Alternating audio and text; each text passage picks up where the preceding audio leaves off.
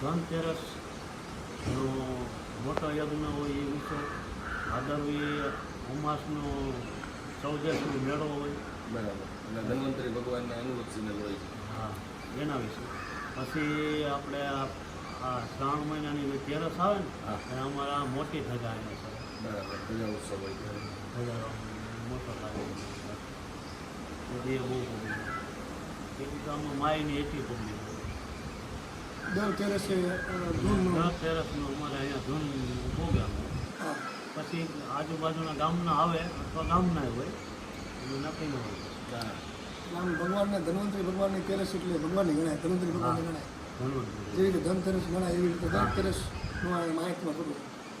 તેરસને દી અમારે આજુબાજુના બધા ગામના, આજુબાજુના એરિયાના, પરગામના દર તેરસને દી બહુ માણસો આવે.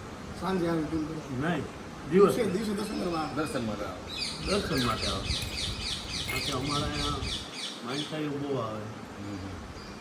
પુત્ર પ્રાપ્તિ લોકો માનસા તોડવાની નિયમન ચાલુ હોય. બાપુ તમને પ્રશ્ન કરવાનું મને મન થયું.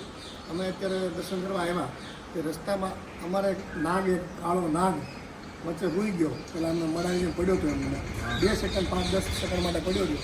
તો ધીમે ધીમે હાલતો થયો.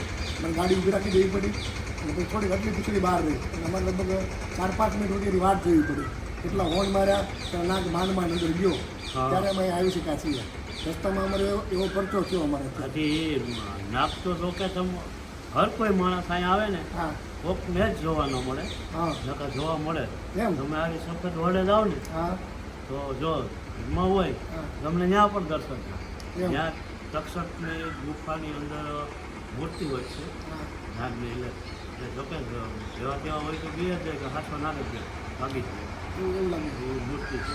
તો અટાણા ચોમાસાના હિસાબે ત્યાં જવામાં અંદર કિચડ છે, બહુ પાણી ભરાઈ ગયું હતું ને, હા કાદવ બહુ થઈ ગયો. અચ્છા એટલે એમાં અમે યાત્રિકોને કહીએ કે એટલે તક્ષક જાઓ તો બહુ ધ્યાન રાખવું, હા સાવચેતી રાખવી. અંદર બીજી જીવજંતુ હોય અચ્છા નક્કી નહીં. બરાબર. વર્ષ સુધી વાંધો નથી. હદ જોવાનો એમાં કંઈ ઉપર દેખાય ને. વર્ષો રસ્તામાં ચિંતા નથી રસ્તા. નહીં આપણે આડો કેળો જ છે. આમ હાલ્યું જવાનો, આમ થોડો કચરો છે થોડોક, હા પણ હાલવામાં કંઈ લડાય નહીં. અચ્છા ચાલો, જય ભગવાન. બરાબર.